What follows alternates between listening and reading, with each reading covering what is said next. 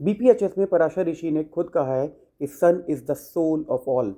हम सबकी आत्मा सूर्य है और हम सूर्य को ही 36 गुण मिलान में या अष्टकूट मिलान में चेक नहीं करते। क्या ये छोटी सी गलती है? हमने अपने फर्स्ट वीडियो में बताया था कि क्या अष्टकूट मिलान या 36 गुण मिलान की क्या लिमिटेशंस हैं। उसके बाद हमने बताया कि असेंडेंट कितना इम्पॉर्टेंट है और असेंडेंट के बेसिस पर हम एक रिलेशनशिप में कितनी डिटेल्स और ला सकते हैं। अब हम बात करेंगे 9 प्लैनेट्स की, और 9 प्लैनेट्स में सबसे पहले हम बात करेंगे सूर्य की, क्योंकि सूर्य आत्मा है। पर सूर्य बताता क्या है? हम सूर्य की बात क्यों करें? तो सूर्य अब आपको बताता है आपकी ईगो आइडेंटिटी। क्या आपने कभी इस टाइप के क्वेश्चन किए हैं अपने पार्टनर से कि आपका पार्टनर आपकी बात नहीं सुनता, आपको रिस्पेक्ट नहीं देता? जब इस तरीके की आप बातें करते हैं कि आपका पार्टनर आपकी बात नहीं सुनता, आपको रिस्पेक्ट नहीं देता, तो basically it's a clash between your son. या आपका सन आपके पार्टनर की कुंडली में ओवरले में उस पोजीशन पर नहीं है जहाँ पे वो एक दूसरे को सपोर्ट करें और एक फ्रिक्शन क्रिएट होता है। सूर्य सूर्य राजा है। हर प्लैनेट, हर इंसान के अंदर सूर्य राजा को रिप्रेजेंट करता है। और जब एक रिलेशन में दो राजा होते हैं तो वो आपस में किस तरीके से बिहेव करते हैं, क्या वो एक दूसरे को सपोर्ट करते हैं या फ्रिक्शन पैदा करते हैं, ये पता चलता है हमारे ओवरले टेक्निक से। तो आइए चलते हैं हमारे ओवरले टेक्निक्स सन के एनालिसिस पे। अगर आपने ऑलरेडी अपना पार्टनर का ओवरले चार्ट नहीं बनाया है तो प्लीज़ इस वीडियो को यहीं पॉज करके अपने पार्टनर का ओवरले चार्ट बनाइए। अगर आपने ये नहीं देखा है कि ओवरले चार्ट कैसे बनाना है तो प्लीज़ इस वीडियो को रेफ़र कीजिए और देखिए कि ओवरले चार्ट कैसे बनाना है और बनाइए, और उसके बाद प्लीज़ इस वीडियो में आगे चलिए। आइए बात करते हैं सन ओवरले इन 12 हाउसेस। जब आपके पार्टनर का सन आपके फर्स्ट हाउस में आता है तो it shines you, it shines your personality, you feel like seen, which is a very good combination. The only issue is fatherly dependence on your partner. Sun's overlay in second house. Second house जैसे कि हम सभी जानते हैं it's ये wealth का होता है, फैमिली वैल्यूज़ का होता है। So it brings abundance, it brings wealth and resources, but at the same time family values में कहीं ना कहीं क्लैश देखने को मिला है।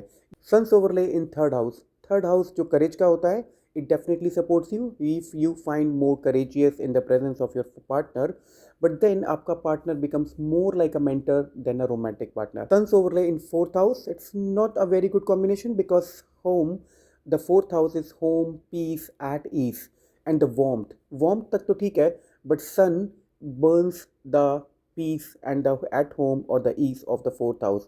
This is the risk factor.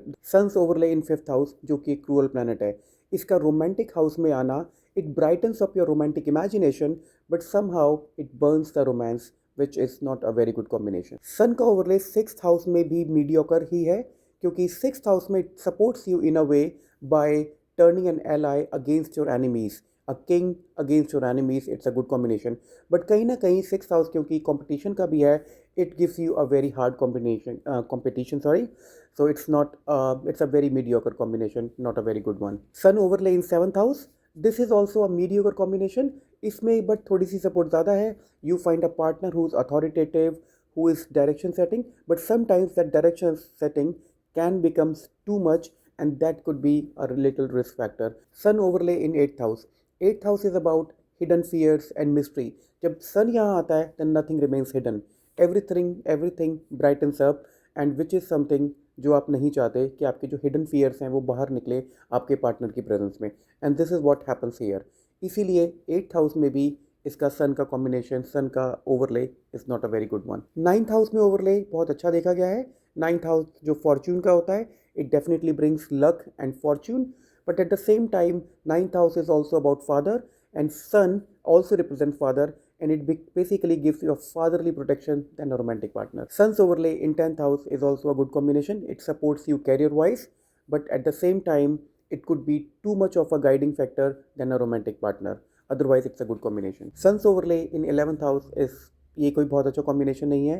सन का यहाँ पे आना, आपका पार्टनर एक ईगोइस्टिक फ्रेंड की तरह बिहेव करता है, और यहाँ पे जो रिस्क फैक्टर ये आता है वो ये आता है कि आपके फ्रेंड को बहुत रिकॉग्निशन चाहिए होता है और वो आपको साइड लाइन करता है। सन जो आत्मा को रिप्रेजेंट करता है, उसका 12th हाउस में आना जो मोक्ष को रिप्रेजेंट करता है, वहाँ पर सन क्वाइटली स्पिरिचुअल बन जाता है, बहुत ज़्यादा स्पिरिचुअल बन जाता है, और उस वजह से वो आपका रोमांटिक लाइफ को बहुत अफेक्ट करता है।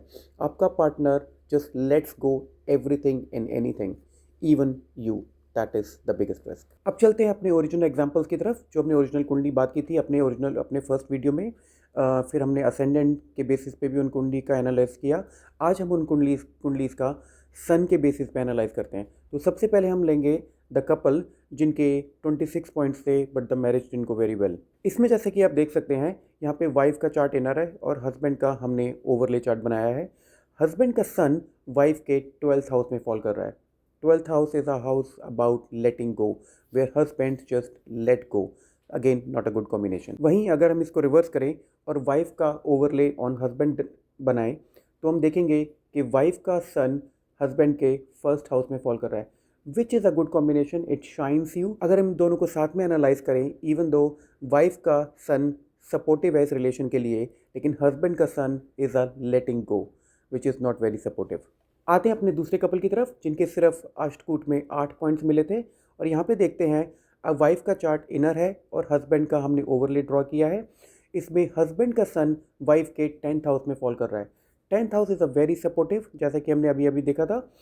10th हाउस में सन आपको कैरियर ओरिएंटेड या कैरियर पर्सपेक्टिव से अपने स्पाउस को सपोर्ट करता है।